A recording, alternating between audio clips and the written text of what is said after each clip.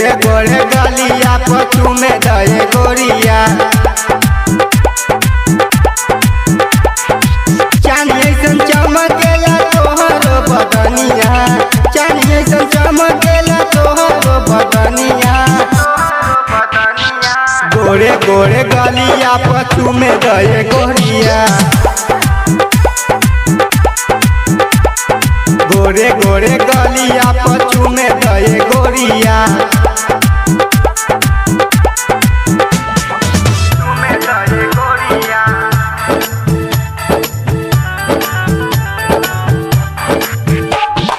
DJ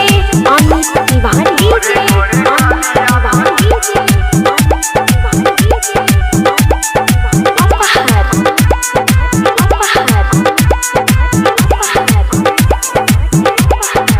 चोली के size बढ़ल बा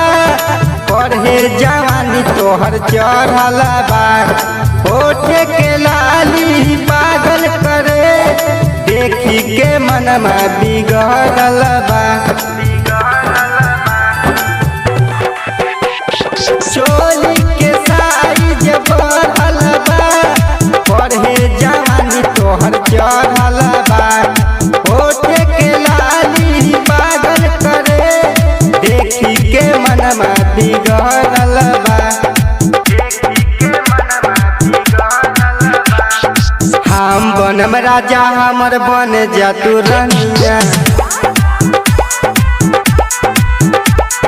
गोरे गोरे गलिया पचू में दए गोरिया चांद जैसन चमकेला तोहरो बदनिया चांद जैसन चमकेला तोहरो बदनिया गोरे गोरे गलिया पचू में दए गोरिया गोरे गोरे गलिया पचू में दए गोरिया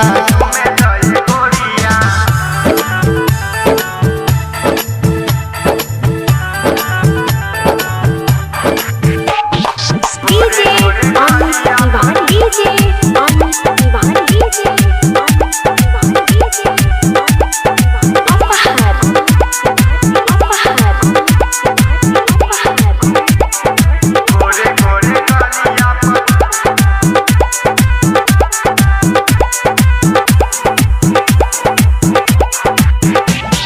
लागे यार जैसा कैसा हो गोरा में धरी कैसे हो मरेले बूटा बलमुआ मरेले पालीगंज के छौरा हो मरेले पालीगंज के छौरा हो लागे यार जैसा कैसा हो गोरा में धरी कैसे हो मरेले बूटा बलमुआ मरेले पालीगंज के छौरा हो मरेले पालीगंज के छौरा हो आजा हमरा कोरा काटे द हमरा चनिया गोरे गोरे गलिया पचू में दए गोरिया चांद जैसन चमकेला तोहरो बदनिया चांद जैसन चमकेला तोहरो बदनिया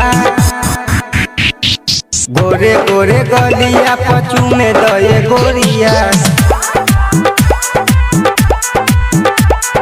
गोरे गोरे गलिया पचू में दए गोरिया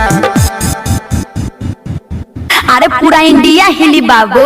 खाली तू देखत जा गोरे गलिया पचू में दए गोरिया।